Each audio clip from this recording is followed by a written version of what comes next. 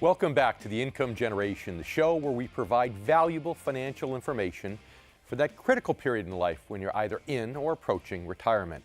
I'm David Scranton, your host. We all assume a lot of different roles over the course of our lives: student, employee, parent, teacher, boss, and so many others. For me, the role that I probably take the most pride in and have had the most success with is the role of coach.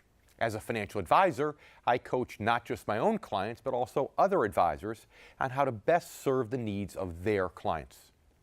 And if there's one important thing I've learned early on in my career, it's that for any kind of coaching to really succeed, it needs to be a partnership. In other words, I never could have become successful as a coach if I hadn't first learned the importance of being coachable.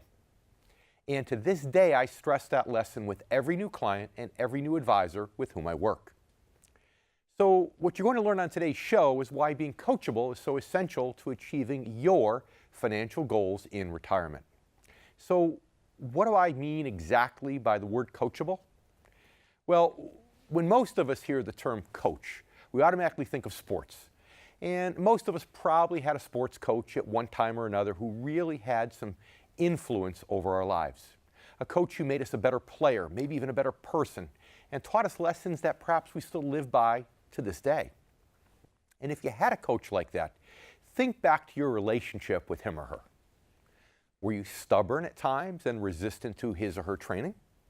Were you skeptical of his strategies and unwilling to commit to them? Or did you trust in that coach's expertise and allow yourself to be guided by it? Did you work hard to apply his methods and ask questions when you didn't understand his advice instead of ignoring it? In other words, in a word, were you coachable? If you were, it means you worked in partnership with your coach and trusted that you both shared a common goal, and that is to make you the best player that you could possibly be. The thing that's tricky is that most people probably automatically think of themselves as being coachable. But in my experience, it's not a trait that's naturally ingrained in most people.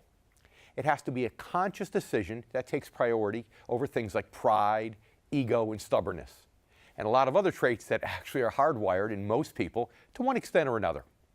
And to make matters worse, many of these traits actually increase in people over time as people get older. These are important lessons to keep in mind when you think about financial planning. Even if you don't have a financial coach in the form of a broker or advisor, you still need to be coachable when it comes to your strategies and decision making. For example, are you willing to change direction when you read something that makes a solid argument, perhaps against your existing beliefs? Or are you willing to take the road less traveled when you come across evidence that it might just be the best road for you? Those are crucial questions because the fact is, a good leader, a good coach, is one who is able to recognize those times and situations when the road less traveled is the right one. And he's courageous enough to lead his followers in that direction. But he's also willing and able to educate them, to explain his rationale, and to provide evidence to support it. So when it comes down to it, the issue with coaching is twofold. You need to be coachable, but you also need to have the right coach or coaches, whether you're a do-it-yourselfer or whether you have a financial advisor. I think some people mistakenly believe that the best coaches are the ones who are firmly set in their ways, who have a game plan from which they never stray, and kind of an attitude of my way or the highway. A lot of them may seem that way, but in reality, the best coaches walk a fine line. The best coaches are the ones who are firm in their devotion to certain philosophies and certain principles, but also smart enough to adjust their game plans and teach new strategies when the situation calls for it. Even though they are coaches, they also remain always coachable. Again, even if you yourself were once very receptive to coaching and guidance, that can change with age. We all have a tendency to become set in our ways to a certain extent. That's why it's so incredibly important to do an honest self-analysis to determine whether you have the right level of coachability to effectively manage your own money in today's financial markets. By the same token, if you have a financial advisor, it's just as crucial to determine if he or she is coachable and willing to take the road less traveled when the situation calls for it. You'll learn exactly how to go about all that later on today's show. You'll also learn more about the value of good coaching from a man who certainly ought to know, our special guest today. But first, here's Market Breakdown.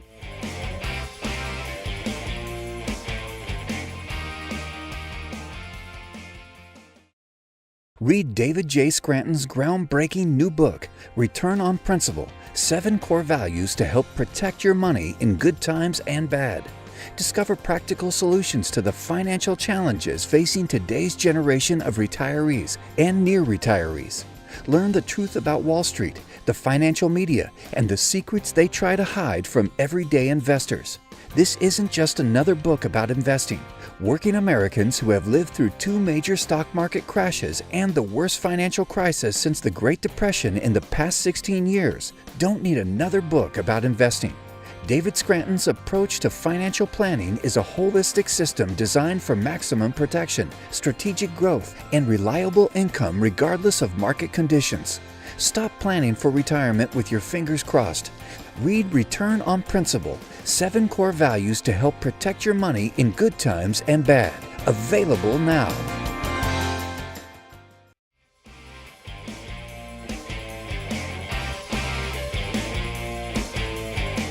I'd like you to take a moment and think back over the past 16 years or so of your financial life.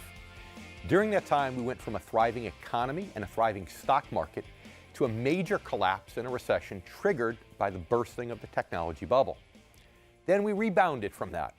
But then we plunged into yet another, even worse market collapse, and the historic Great Recession, as it's called, set off by the collapse of the housing market.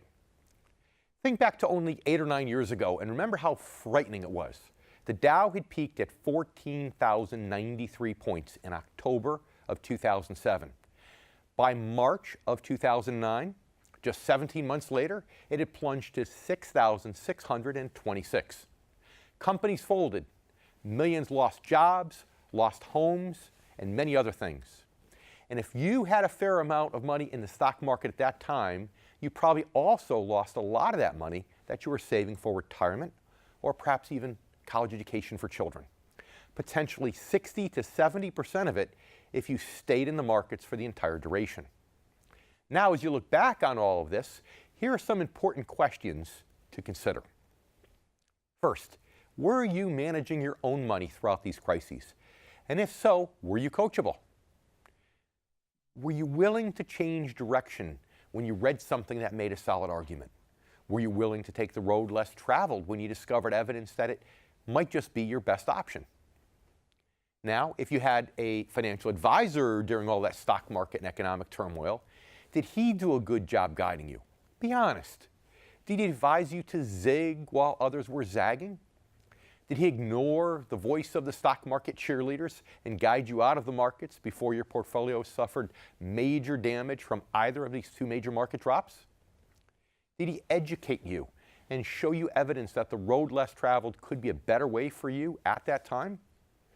Or instead, did he advise you to stay the course and try to console you with phrases like, well, you know, the market always rebounds, and you really can't time the market, and of course my all-time favorite, well, we are all in this together, aren't we? If any of that sounds familiar to you, then it means that your advisor wasn't as coachable as he needs to be.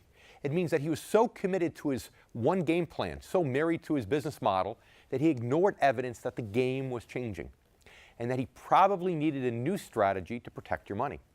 I've talked a lot on past shows about that evidence, which a lot of uncoachable advisors continue to ignore even to this day. Since the year 2000, this evidence has not diminished. It's only gotten more compelling, and it's easier to find. Before that, I had to go digging for it. Before the year 2000, Wall Street and the financial media were better equipped to bury or conceal information about these long-term secular market cycles. Cycles in which the stock market experiences 10 to 20 years of growth, followed by 20 years or more of zero growth, accompanied by a lot of volatility. But with the rise of the internet and with all the turmoil created by our current secular bear market, it's been harder for Wall Street cheerleaders to keep a lid on all the evidence.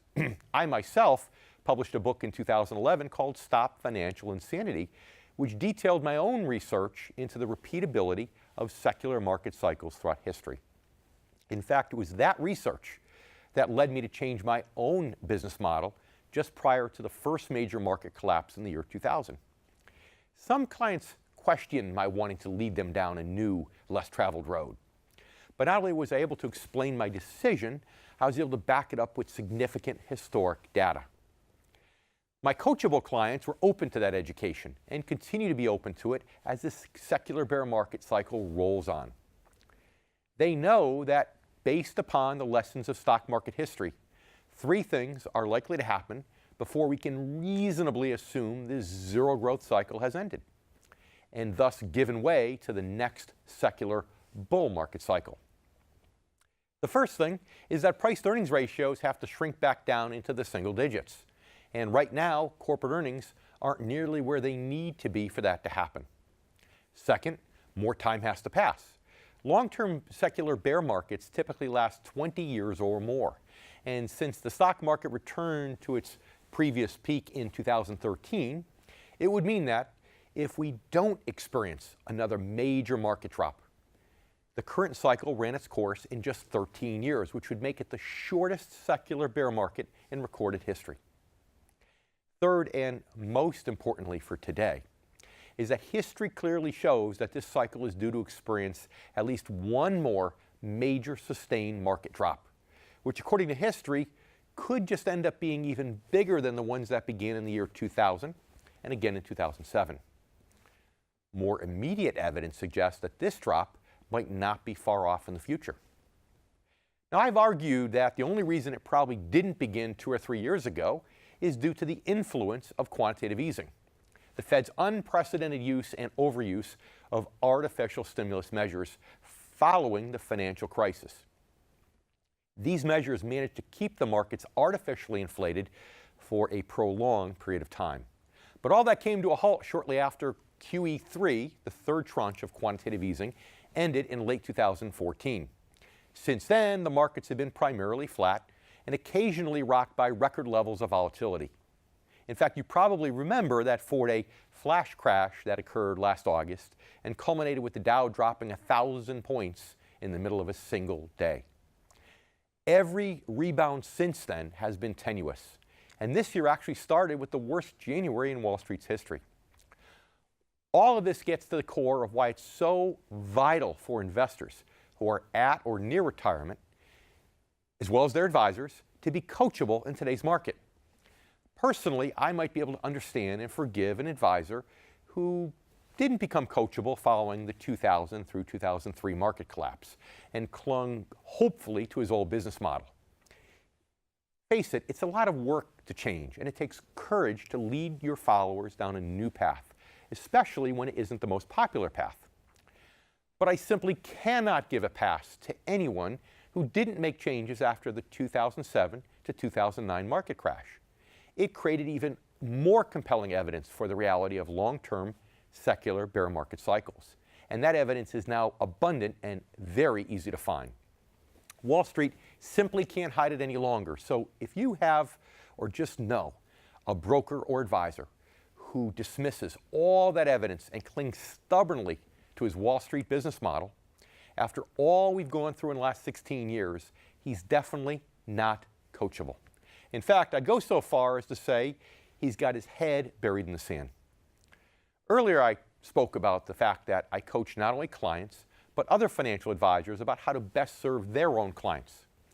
In fact, over the last 16 years, in the midst of all the market turmoil and uncertainty that we've experienced, the number of advisors who sought me out as a coach has increased dramatically. The bottom line is that coachable advisors today know how crucial it is to be willing and able to change direction and modify strategies on behalf of their clients. And coachable clients and coachable do-it-yourselfers recognize the potential need for alternatives to the old buy and hold investment model that can be so treacherous in a long-term secular bear market. A market like the one we've been in for the past 16 years, and a market that history indicates we are likely to be in for many years yet to come. I'll be right back in a moment with today's special guest.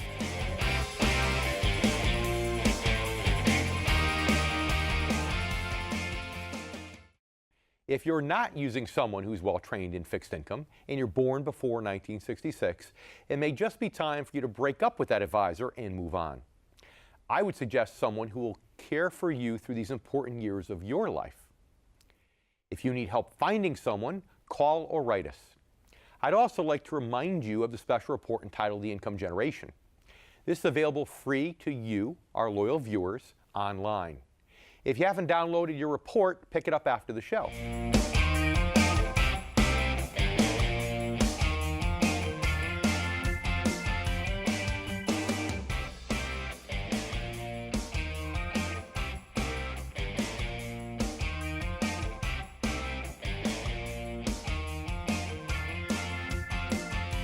If you're near or in retirement, head over to theincomegeneration.com and download your special report written specifically for the needs of the income generation, again, those born before 1966.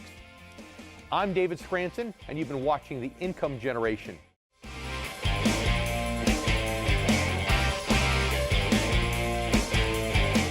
I'm happy now to welcome to the show Michael Hyatt. Michael is the former chairman and CEO of Thomas Nelson Publishers, and these days he's an extremely busy author, blogger, and speaker.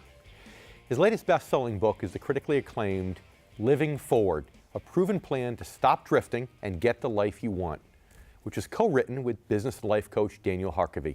Thanks so much for being here, Michael. It's great to have you. Thanks, David. Great to be on with you. Our show today is about coachability, and at some point I want to talk to you a little bit about your experiences as a business coach and a life coach in trying to distinguish, some examples perhaps of people who have been very coachable and have gotten great results, and maybe some who haven't been so coachable and haven't gotten great results. But before we do that, let's talk about your most recent book. Okay. So tell me first of all, what motivated you to write this book about living the life you want? Well, I realized that a lot of people drift through life and rather than designing their life. And when my wife and I had been married about 10 years, we went on a vacation to Hawaii, and we couldn't afford to do much, but we took some free snorkeling lessons at the hotel, which we loved. And we realized that we could rent snorkeling gear for about $10 for the week. So we went out the next day after we'd been checked out and went to the lagoon. It was crystal clear, totally calm, and we started paddling around, and it was like an aquarium under the water. And so we were totally mesmerized, captivated, and distracted. And the next time we looked up about 45 minutes later, we had been caught by a riptide and drifted far out to sea, and the hotel looked like a postage stamp in the distance. Fortunately, we had a boogie board, and we swam like crazy to get to the shore, and we haven't been snorkeling since until last fall. But it really taught me an important lesson, and that is that most people drift like that through life. Whether it is in their health or their marriage or their career, they're not designing the outcomes they want, but they're drifting to destinations they would not have chosen. And so I think it's really important to design our futures and design our life, and that was the genesis of the book. The Hawaii story is an incredible metaphor. You're absolutely correct. What percentage of the population, let's just say middle-class America, what percentage of middle-class America would you say falls into this trap of drifting through life as opposed to designing the life they want? Yeah, honestly, I would say about 99%. Sure. Most people are not intentional. They're just taking one day at a time, and again, they're ending up at destinations they would have not chosen. Now, why does this happen? Well, I think a lot of reasons. I think, for one, people get distracted. Life is coming at us faster than we can process. Most of us are overwhelmed with our careers, with family life, with all the different things that we have to be responsible for. And so it's very hard to get out in front of that and actually take some time to think about it. And one of the things that we advocate in the book is taking one day to create a written life plan, not some big strategic plan like we've all created in corporate America and then put on the shelf and never look at again, but a simple 12 to 15 page document that really becomes a compass for us and guides us. But one day, the average bride spends 21 days planning a wedding. The average person spends 5 hours on the internet researching a new car they're going to buy, and all we're asking is for one day to really plan out your life and decide where you want to go in all the major categories of your life. So would you say that's the first step? I mean, the first step is actually realizing that you've fallen into the trap of drifting. Is the next step really putting together this one-page plan? Yeah, well, the next step is really to set aside a day and get that on your calendar. What gets scheduled is what gets done, but set aside a day. And then we guide you step by step through the process. And really, creating a life plan is as simple as answering 3 powerful questions. And so the whole thing is framed around these questions. And let me just give you one, and then we can see if you want to go further than that. But the first one is, how do you want to be remembered? Kind of the myth of our culture is that we're going to live forever. You know, there's always going to be time to do what's important, and for whatever reason, we never get to it.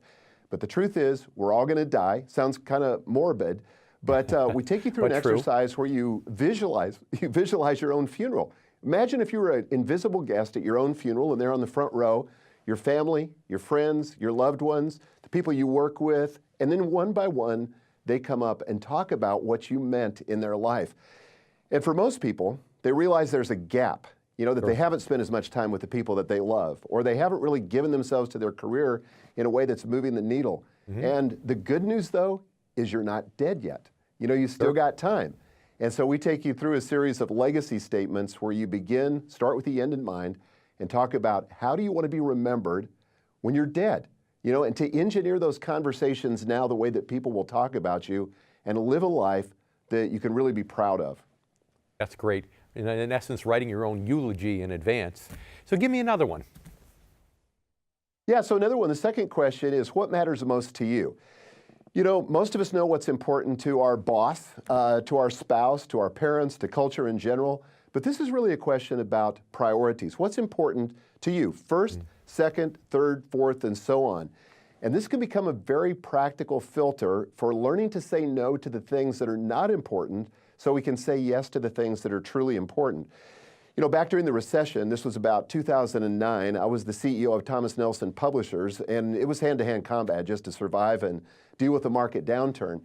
And I went on a very much-needed vacation, or at least I started to go on this vacation. I had the clearance of my board to do it, but we were going to Colorado to spend some time deep in the mountains, and we stopped in Dallas to change planes, my wife and I made the mistake of checking my email. And there was an email from the chairman of my board, and he said, we'd like you back in Nashville on Monday. We've got some issues that we need to deal with. And my heart sank. We needed this vacation. We'd planned for it. I needed the rest. We needed the time to connect as a couple. And so I showed it to my wife. Her heart sank as well. And she said, honey, do whatever you need to do. I'm totally with you. And so based on my priorities, because for me, work came about fourth or fifth after my wife, after my kids, after taking care of myself. And I just wrote him back and I said, you know, my staff will be glad to take care of you. I'm going on this vacation as we discussed. I'll talk to you when we get back. And it was hard. It took some courage to do that, but priorities gave me courage in the moment. Now, the funny thing about it was when I got back to Nashville, I asked my CFO, I said, how did that meeting go when they came down? And he said, you know, honestly, it was a non-event. I don't even remember what we talked about, but it totally could have been handled by email. And I almost scuttled a much-needed vacation and a time to connect with my wife. And if I hadn't had a clear set of defined priorities, I probably would have. Yeah, and that happens all the time. You know work is really your fourth priority on the list, but yet you spend more time there than with your other priorities. So we need to take a quick break, and I'm going to tell our viewers here that, you know, you have 2 very good tips. If you want the third tip, then you need to go out and buy Michael Hyatt's book called Living Forward, A Proven Plan to Stop Drifting and Get the Life You Want. We'll be right back with more with myself and Michael in just a minute. Stay with us.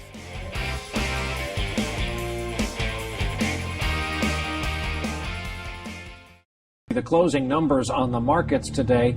At one point, the market fell as if down a well, over 700 points. Apple shares are just getting hammered this morning. We're down by between 3 and 4.5% generally across these markets. Let's talk about the speed with which we are watching this market deteriorate. We're red everywhere, essentially, down by 4-5%. We're down over 16%. Dow at the same time has fallen about 18%. The stock market is now down 21%. Because we're now down 43%. What in the world is happening on Wall Street? Finally, there is an alternative. Read David J. Scranton's groundbreaking new book, Return on Principle, 7 Core Values to Help Protect Your Money in Good Times and Bad. Discover practical solutions to the financial challenges facing today's generation of retirees and near retirees. Learn the truth about Wall Street, the financial media, and the secrets they try to hide from everyday investors. This isn't just another book about investing. Working Americans who have lived through 2 major stock market crashes and the worst financial crisis since the Great Depression in the past 16 years don't need another book about investing. David Scranton's approach to financial planning is a holistic system designed for maximum protection, strategic growth, and reliable income regardless of market conditions. Stop planning for retirement with your fingers crossed. Plan with confidence, knowledge, and peace of mind. Read Return on Principle, 7 core values to help protect your money in good times and bad. Available now.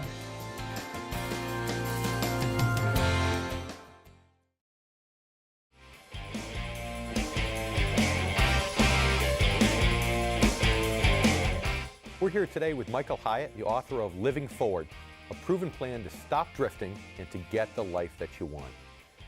Michael, thanks for your insight before the break on the book. I think you've given me some motivation to actually go home and do some of those things myself. Like you, it's interesting. Fantastic. Work might be 4th on the list, but yet if you followed me through my day, you might think it's actually 1st. But I want to talk to you a bit about coaching and coachability, because I know that you also work as a life coach, which is really what this book is about and what it entails. And you know, you might talk for a minute, if you don't mind, about the importance that you find of being coachable. I'm sure you have people who hire you as a life coach, so they want the coaching, but then they don't want to accept it. They're not as coachable as they need to be. Well, we actually screen for that in clients. We don't want to work with anybody that's not coachable. Coaching is something that will take you further, faster, if you'll just listen. And one of the things I've tried to do in my life is find people that are successful and then model their behavior. It's one of the fastest ways to learn. It's one of the fastest ways to grow. I had a client, this was several years ago now, who had a big goal for a revenue goal for a specific month in his business, and he missed it. You know, and so we were having a discussion as we were processing what had happened, and I said, what happened? And he started blaming everything. You know, it was the economy. It was his sales manager. You know, it was all kinds of things. And I listened to him carefully, and then I finally just took a deep breath, and I said, okay, I get that. I understand that. But what was it about your leadership that led to that result? He got very defensive, and he said, what do you mean my leadership? It's the economy. It's all the stuff that's happening around me. And I said, I get that. Those are factors, definitely. But as long as you keep blaming that stuff, you can't change it. You can't affect it. You're giving away your power and your agency. And he finally dialed into that and got it, and it changed everything. And I said, what would you have changed if you could do it again? And he said, well, I probably would have met with the sales manager more often. You know, I would have made sure the product shipped more on time. I said, so it really was about your leadership. And all of a sudden the power came back to him, and all of a sudden he could affect a different result. So that kind of coachability, even though sometimes for most of us we're defensive when we're confronted, but that kind of coachability is the difference between success and failure. That's a great victory for you, where you took somebody who started off being somewhat uncoachable and you got them to be more coachable. In general, of 10 people, 10 middle-class Americans, how many of those 10 would you say are as coachable as they really should be in an optimal scenario? What's your best guess? Yeah, I would probably say 20%, okay, maybe even less. How many of the remaining 80 do you think with the right coaching can become coachable versus how many of those just will never be coachable? Maybe they're too stubborn. Yeah, well, look, I think a lot of people, being a victim serves them well. They're getting something out of it. You know, they don't have to take responsibility. They don't have to change anything. They can just point to the world and just say, you know, look, my circumstances are my circumstances. Those people are difficult to help. And again, we screen for those people. We don't want to coach those people because we can't help them at the end of the day. It's something external to them that they're blaming, and it's really something internal that will change all that around. I think for other people, I think if they can be encouraged, if you can have empathy, and then point them to a better way, and also model it for yourself. As a coach, I want to model coachability myself. And so I struggle with it like anybody else does. My wife's one of my best coaches, but I've got a lot of people that coach me, and I try to be coachable because, again, I know I can go further, faster, and get the results faster if I'll just listen and take the advice of people that love me and are concerned about the outcomes that I'm concerned about. Mm-hmm. So 1 out of 5 are naturally coachable, and a good portion of the others can learn to become coachable if they're open-minded enough, and I agree totally. You told us about a business success story. How about a personal success story where you coach someone on with their personal life goals, and maybe they started off not being so coachable, and then they opened up their mind, and all of a sudden their life changed for the positive? Yeah, well, I can think of a woman that I coached that was very overweight and wanted to lose about 80 pounds. And you could tell it was all emotionally wrapped up in how she thought about the problem. And, you know, for her, initially, it was just, you know, I'm big boned, I can't change, this is just in my DNA. And so I was able to see that, you know, you may not be able to look like you go on the cover of Glamour magazine, but you can get to a position where you're really healthy and where you feel proud of how you look. And that's really the objective, not to be, you know, some model, but to be somebody who feels good about themselves. And so we kind of had to move through some of those things and dig deep into what made her think the way she thought. And as it turned out for her, there were a lot of things that had happened in her past that she had to get resolved. But I really think this whole idea, David, of what's in our thinking is what creates the actions that create the outcomes in the world. And we've got to get back to the thinking, and we've got to help people see that their thinking is affecting the way they behave and the outcomes they're getting. So in that case, it was just kind of peeling back the onion one layer at a time till we got kind of to the seed, and she could confront it for what it was and begin to move forward and become future-focused and not driven by her past.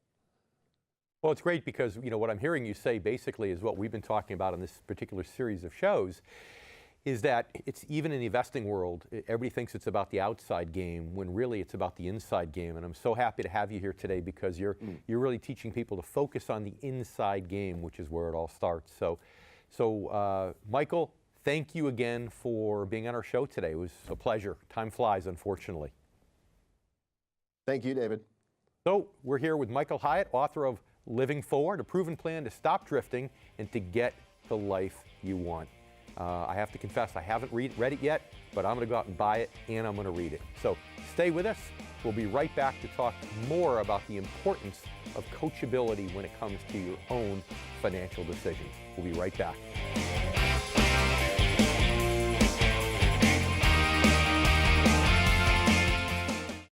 If you're near or in retirement, head over to theincomegeneration.com and download your special report written specifically for the needs of the income generation, again, those born before 1966. I'm David Scranton, and you've been watching The Income Generation.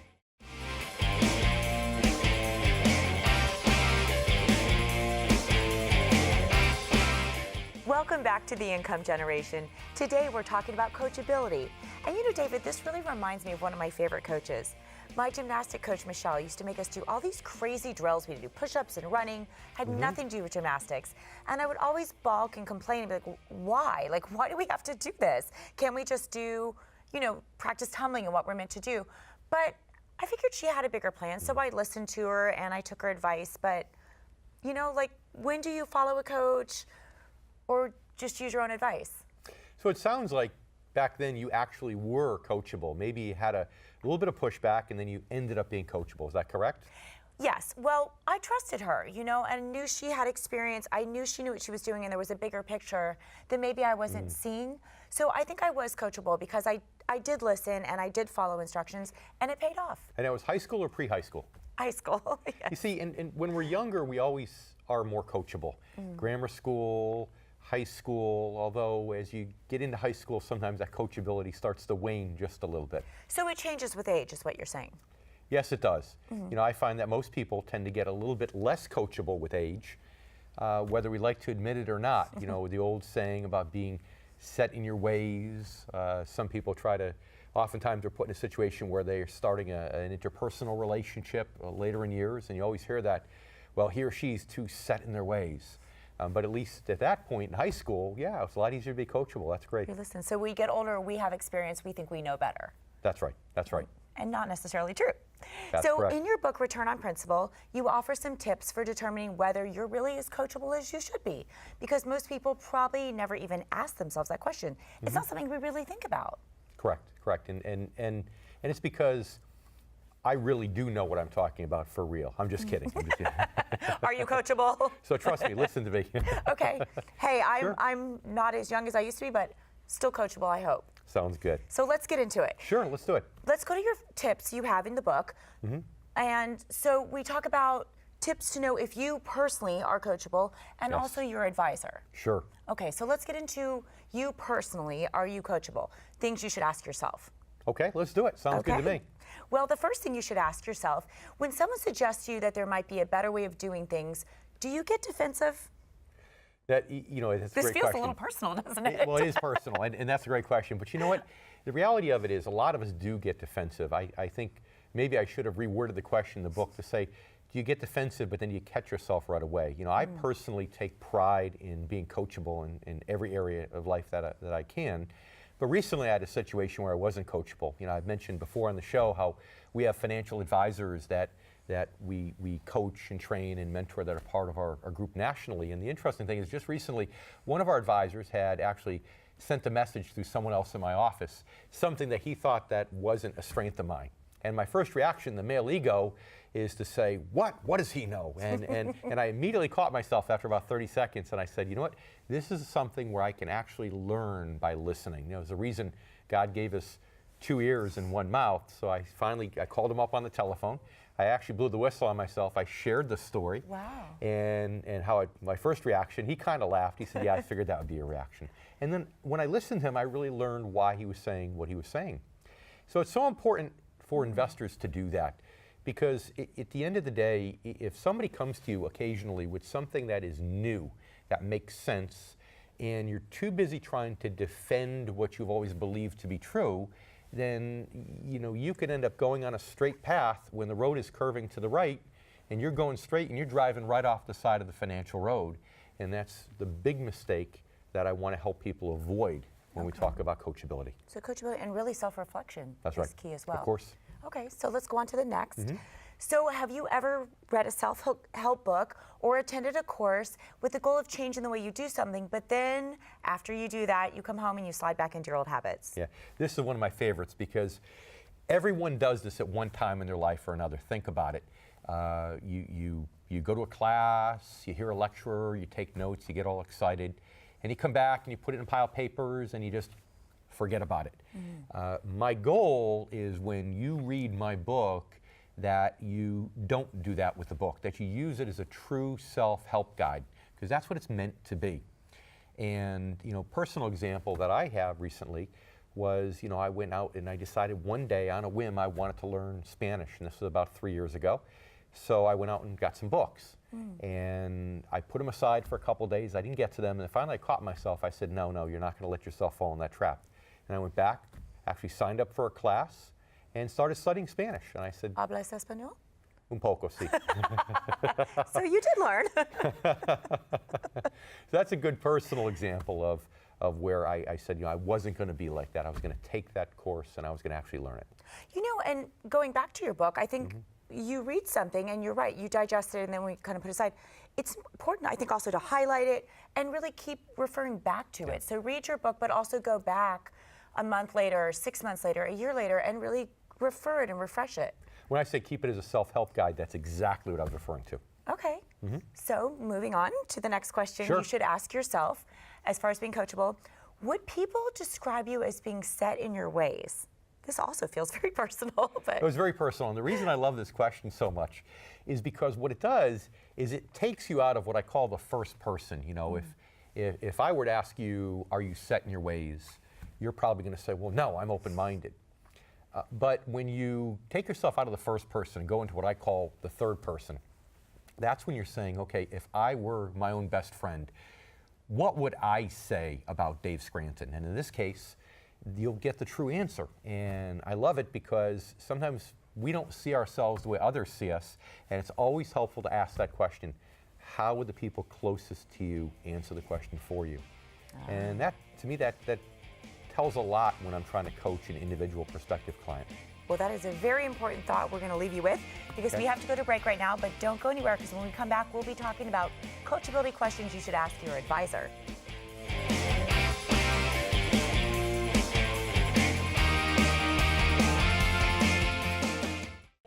This is fun. This is great. 3, 2, 1. But I'd like to take a few seconds and tell you why I decided to write the book entitled Return on Principle. Basically, it all boils down to this.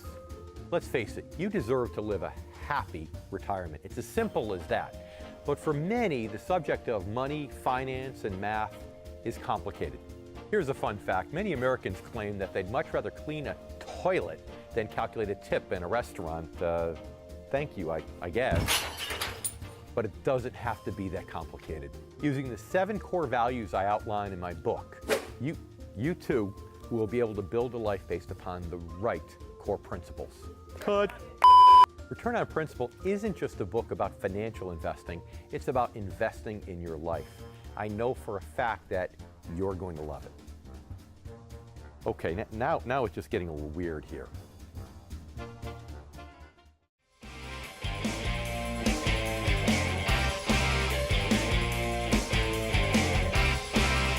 Welcome back to The Income Generation with David Scranton.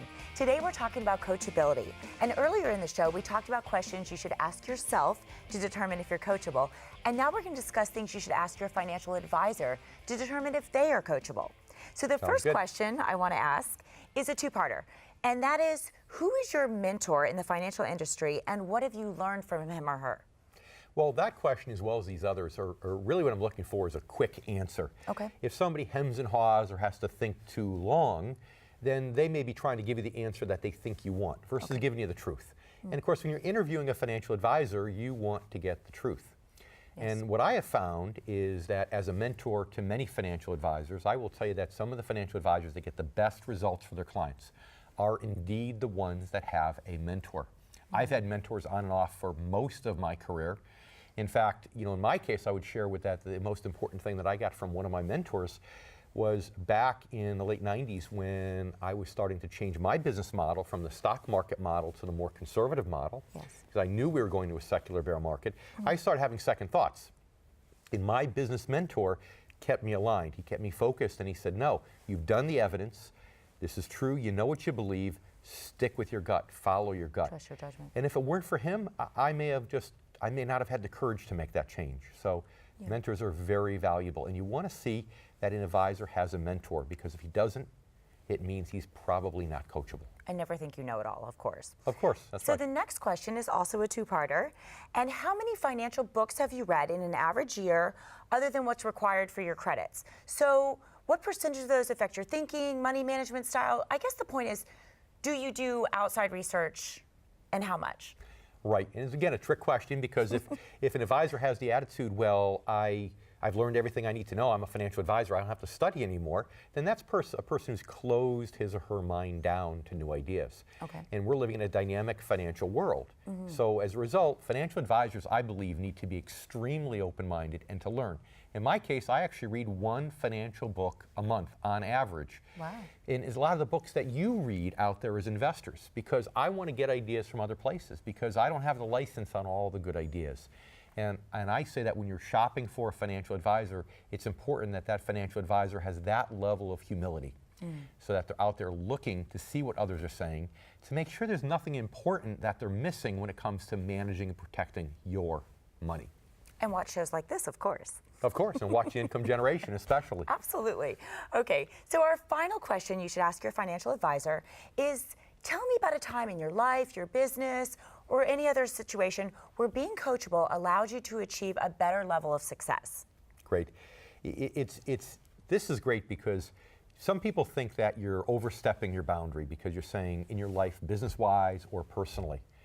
But you have the right to ask that because again, you're interviewing. This is a relationship. Okay. I mean, this is, and maybe you can relate. I mean, I believe the financial relationship might be even a deeper relationship or a more private relationship than the relationship a lot of ladies have with their OBGYNs. And that may sound crazy, but the reality of it is it's very personal. You're talking about your most internal feelings and values when it comes to money. Sure.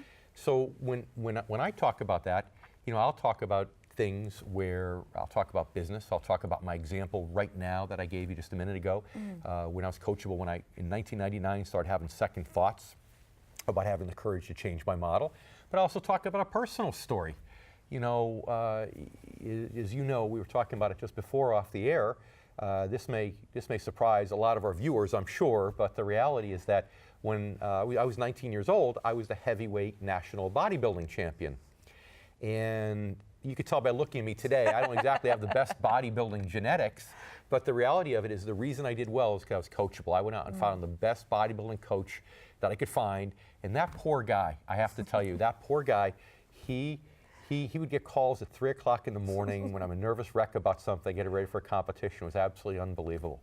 But again, that's a personal story. And I find that if an advisor is not willing to share a personal story with you, but he's expecting you to share all your personal information, he's expecting you to share all your personal values, how you think and how you feel about money, and he's not willing to share a personal story with you, that may just be a sign that his mind is closed, and that's something I would guard that's against. a really good point. I never even thought about that, about it being so personal and exposed, and it really is a two-way street. It is, absolutely. Okay.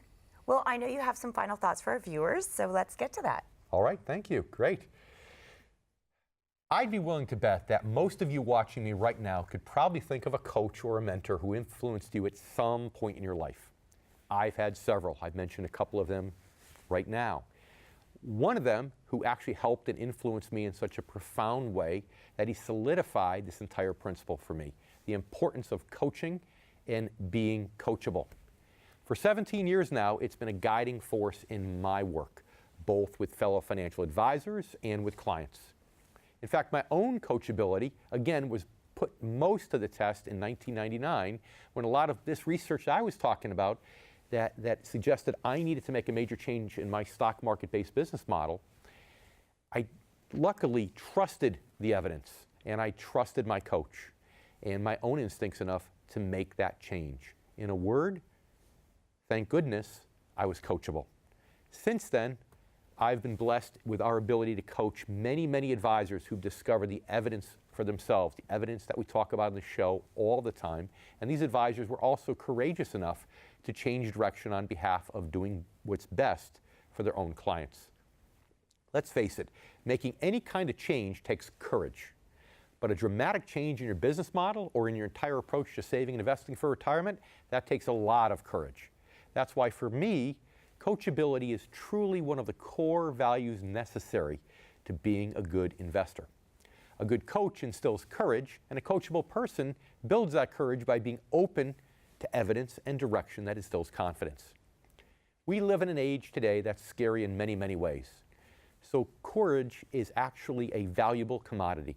And as scary as the financial markets have been since the year 2000, and they continue to be, there's really no need to look toward retirement with fear and uncertainty.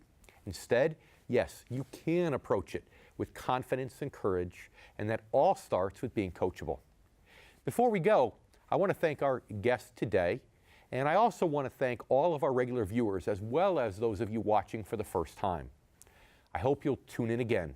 For more information on today's topic and much more, I encourage you to download a copy of my new report, Renewable Retirement Resources, the case for fixed income. You can find it online at theincomegeneration.com. You can also download a copy of my special report entitled The Income Generation. I'm David Scranton, and thanks again for watching.